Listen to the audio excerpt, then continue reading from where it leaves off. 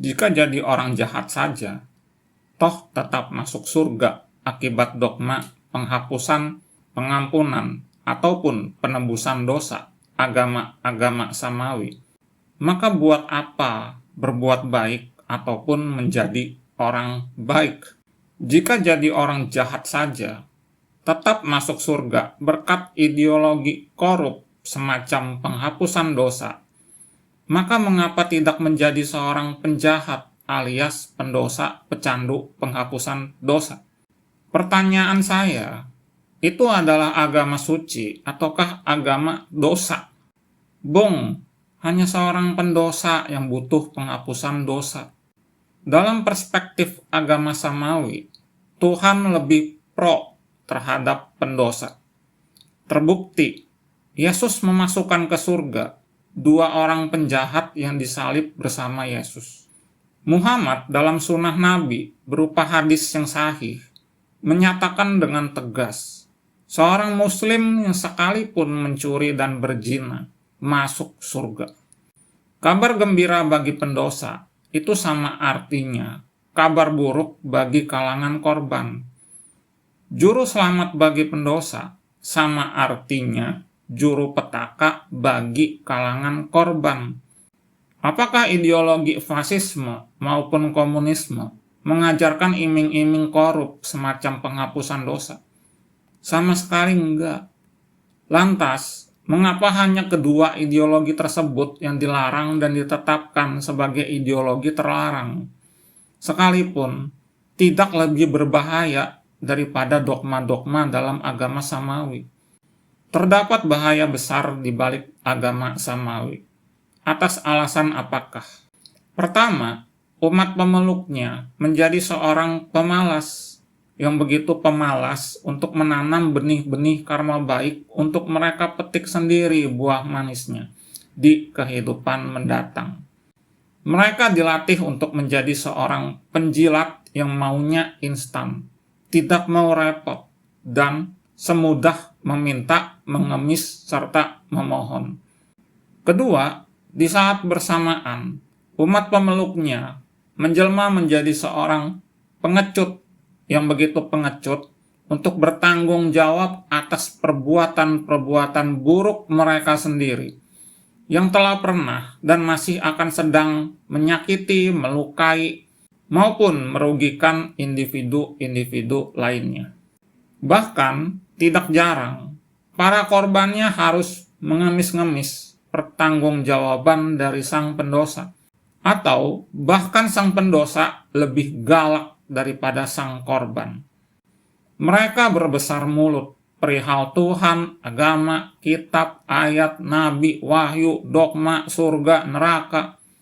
Namun perihal tanggung jawab, nihil serta miskin alias nol besar. Mereka adalah pecundang kehidupan dalam arti sesungguhnya. Belum cukup sampai di situ. Para pendosa, penjilat, pemalas, pengecut, pecundang, pecandu penghapusan dosa tersebut berdelusi sebagai kaum paling superior yang memiliki standar moral tertinggi, yang berhak untuk menghakimi dan menggurui bangsa lain, maupun menjadi polisi moral. Sekalipun sejatinya mereka merupakan kasta paling hina, rendah, dangkal, tercela, kotor, buruk, busuk, serta toksik. Babi mereka sebut haram. Penghapusan dosa bagi pendosa tentunya mereka sebut halal. Itulah halal lifestyle para pemeluk agama samawi. Lifestyle milik orang buta alias akal sakit milik orang sakit. Terhadap dosa dan maksiat begitu kompromistik. Namun terhadap kaum yang berbeda keyakinan, mereka begitu intoleran. Ketika masih sebagai minoritas, mereka menuntut serta menikmati toleransi beragama, beribadah, dan berkeyakinan. Namun, ketika mereka telah menjelma menjadi mayoritas, mereka hendak memberangus toleransi yang semula mereka nikmati dari bangsa tersebut. Selengkapnya, coba Anda lihat kitab Jawa Darmo Gandul. Pendosa namun hendak menggurui pihak lain, serta berceramah perihal hidup suci, luhur, mulia, agung, jujur, murni, baik, serta baik. Itu ibarat orang buta yang hendak menuntun para butawan lainnya. Berbondong-bondong mereka bergerak menuju jurang nista. Neraka pun dipandang sebagai surga.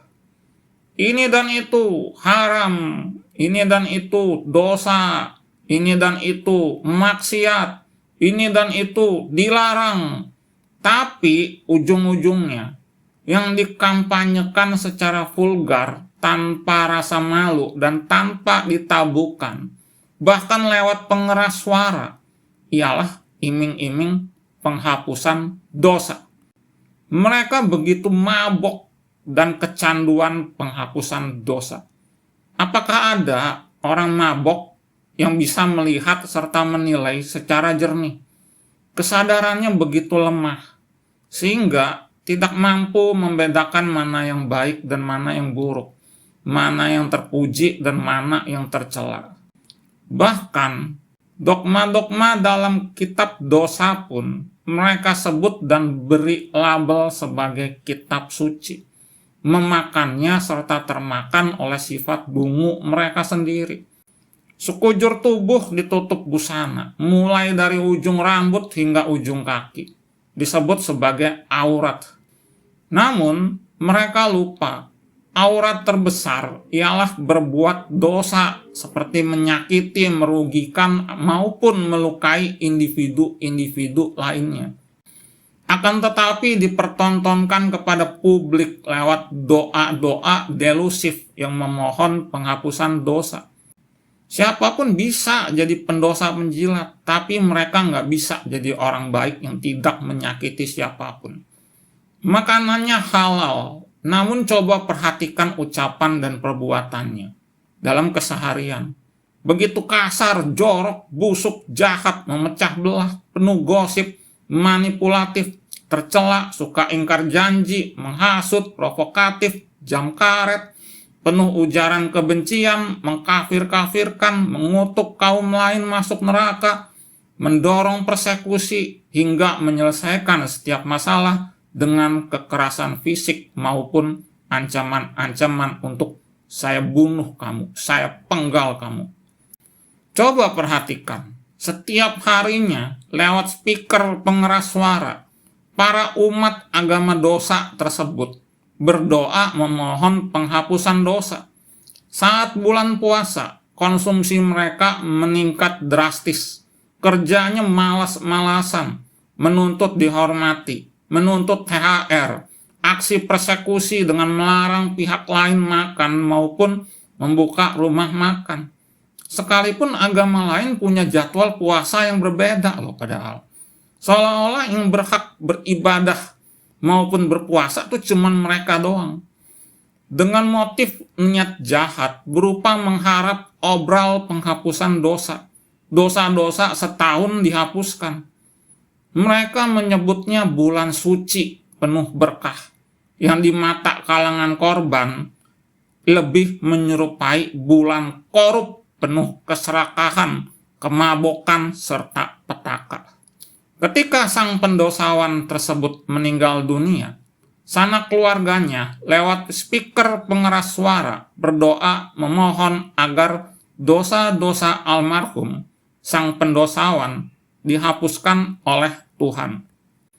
Tidak pernah sekalipun para pemeluk agama dosa tersebut mendoakan ataupun memikirkan nasib kalangan korban. Sang Buddha pernah bersabda, yang di mata orang kebanyakan tampak sebagai kenikmatan adalah dukkha di mata seorang Buddha. Sama halnya di mata kalangan pendosawan, agama-agama samawi tampak seperti agama suci, sekalipun sejatinya merupakan agama dosa yang jujur menjijikkan, memuakkan, serta tercela. Iming-iming penghapusan dosa menyerupai gundukan kotoran sapi, namun dimakan dan dipeluk oleh umat agama samawi. Bayangkan itu, dan itu yang terjadi selama ini. Namun, bila kotoran sapi bisa dijadikan pupuk organik yang menyehatkan tumbuhan, dogma penghapusan dosa itu murni bersifat toksik yang hanya meracuni dan mencelakai. Ada umat agama Samawi yang berkoar-koar sok moralis. Hukum mati koruptor, potong tangan pencuri. Faktanya, tidak ada yang lebih buruk, lebih kotor, lebih busuk, dan lebih tercela daripada memakan dogma-dogma korup bernama penghapusan dosa. Dengan kata lain, yang teriak-teriak begitu tuh nggak lebih bersih loh daripada yang dia teriakin. Ya mestinya mati, dipotong tangannya ataupun dihukum mati itu ya mereka. Sekalipun dalam keseharian, para umat agama Samawi lebih banyak disakiti oleh sesama umat agama Samawi. Kalau ini udah nggak bisa dibantah. Tetap saja yang mereka benci dan kutuk masuk neraka jahanam ialah kalangan non serta Yahudi. Adakah yang lebih konyol, yang lebih tidak lucu, yang lebih beracun, serta yang lebih berbahaya daripada agama-agama Samawi? Bila memang ada yang namanya penghapusan, pengampunan, penebusan dosa, maka bukankah itu menyerupai sebentuk belangko kosong yang bisa ditulis sesuka hati? Jika begitu halnya, mengapa menjadi seorang koruptor kelas cere atau kelas teri? Mengapa tidak menjadi koruptor kelas hiu maupun koruptor kelas paus? Itulah yang dimaksud sebagai merugi di mata kalangan pendosa. Yang bermakna rugi loh kalau jadi orang baik. Rugi tidak menjadi seorang pendosa. Rugi tidak mencandu penghapusan dosa. Dan rugi tidak menjadi seorang biadab yang jahatnya tuh jahat sejahat-jahatnya. Satu-satunya kesalahan nenek moyang Nusantara yang sudah beragama Buddha sejak abad ke-1 Masehi sampai dengan abad ke-15 Masehi ialah nenek moyang para Buddhis ini terlampau toleran terhadap agama Samawi. Semestinya agama Samawi dilarang serta ditetapkan sebagai ideologi terlarang, serta harus diberantas sampai ke akar-akarnya, sebagaimana dahulu Orde Lama menumpas PKI. Nasionalisme dan kecintaan Anda terhadap negeri bernama Nusantara, yang kini bernama Indonesia ini, diragukan jika Anda tidak menolak jauh-jauh dogma-dogma agama Samawi. Bila Anda masih juga memeluk agama Samawi, sama artinya Anda telah berkhianat terhadap nenek moyang dan bangsa Anda sendiri.